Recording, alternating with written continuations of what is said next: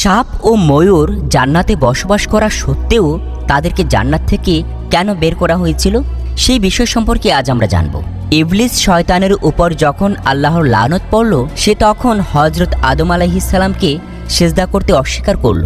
আর এ কারণেই আল্লাহ তাআলা ইবলিস শয়তানকে জান্নাত থেকে বের করে দিলেন। জান্নাতে খাওয়া দাওয়া, আরাম আয়েশ করা, ভ্রমণ করা সমস্ত কিছুই ছিল। তা সত্ত্বেও একাকিত্বের কারণে সব সময় হযরত আদম আলাইহিস সালাম উদাস থাকতেন। এই অবস্থা দেখে আল্লাহ তাআলা হযরত আদম আলাইহিস সালামের বাম পাঁজর থেকে বিবি হাওয়াকে সৃষ্টি করলেন। আর এভাবেই হযরত আদম আলাইহিস সালাম ও হযরত হাওয়া আলাইহিস সালাম জান্নাতে খুবই সুন্দর দিন কাটাতে শুরু করলেন।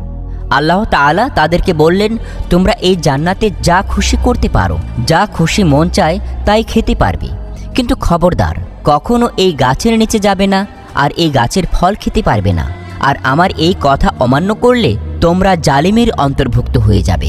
জান্নাতে সাপ এবং ময়ূর তারা দুজনেই বসবাস করত, আর তারা একসাথে জান্নাত থেকে বের হয়ে বাহিরেও আসা যাওয়া করত।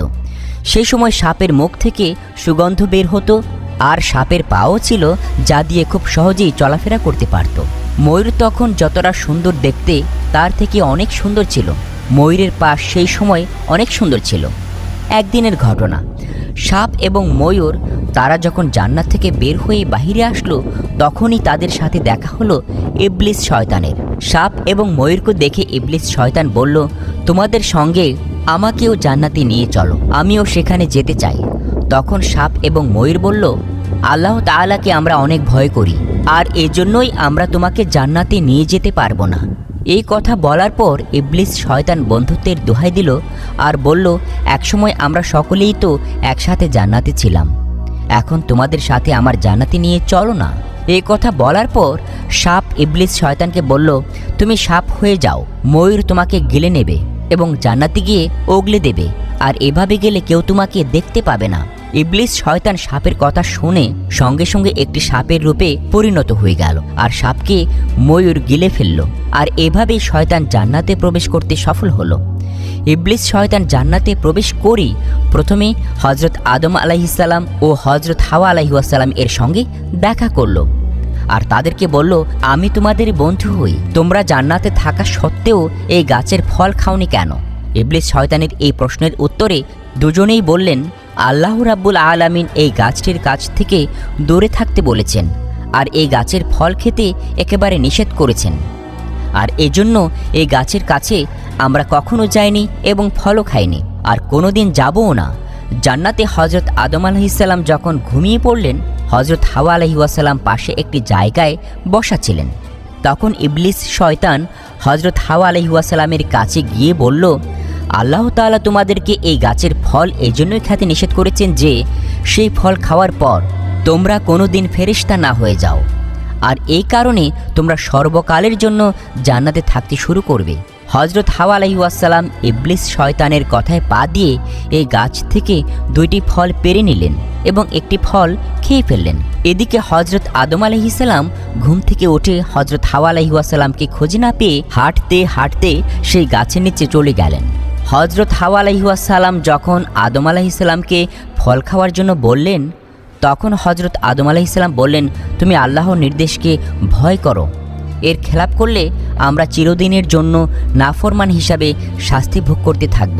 তখন হযরত হাওয়া আলাইহিস সালাম বললেন, তুমি সঠিক ঘটনাটি কেন অনুধাবন করতে পারছো না? আল্লাহর ফেরেশতা কোনো দিন মিথ্যা কথা বলতে পারেন না।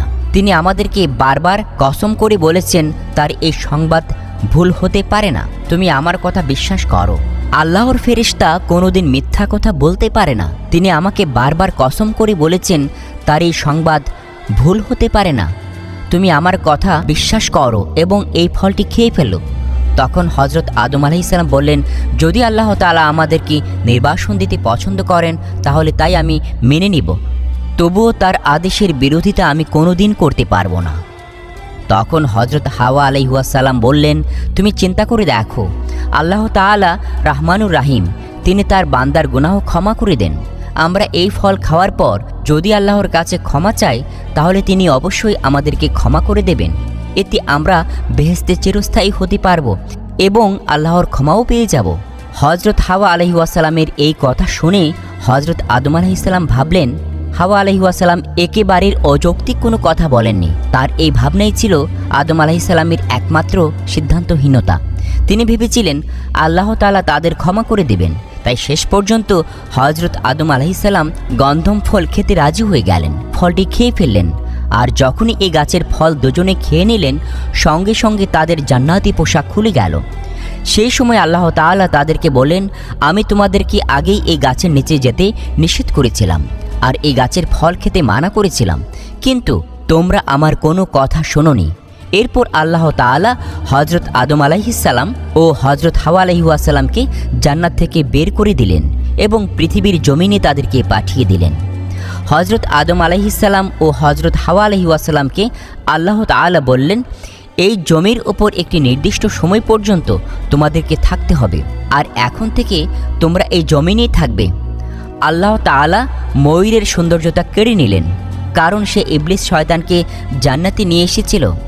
আর যে পায়ের দ্বারা ইবলিস শয়তানকে নিয়ে এসেছিল তার সেই পাকেও কুৎসিত বানিয়ে ফেললেন। অপরদিকে সাপ যে মুখ দিয়ে ইবলিস শয়তানকে সাহায্য করার কথা বলেছিল, আল্লাহ তাআলা সাপের মুখে বিষ ভর্তি করে দিয়ে তার মুখের সুগন্ধকে কেড়ে নিলেন এবং সাপের পাও ছিনিয়ে নিলেন। তাদের এই কর্মকাণ্ডের জন্য চিরতরে জান্নাত থেকে বের করে দিলেন। আর এ কারণেই ময়ূর নিজের পাখনাকে দেখে আজও খুশি হয়, কিন্তু যখনই সে তার পায়ের দিকে তাকায় তখন তার কান্না চলে আসে। প্রিয় দর্শক শ্রোতা, আজ এ পর্যন্তই। ইসলামের বিভিন্ন কাহিনী নিয়মিত জানতে হলে আমাদের চ্যানেলটি সাবস্ক্রাইব করুন এবং লাইক, কমেন্ট, শেয়ার করুন। ধন্যবাদ।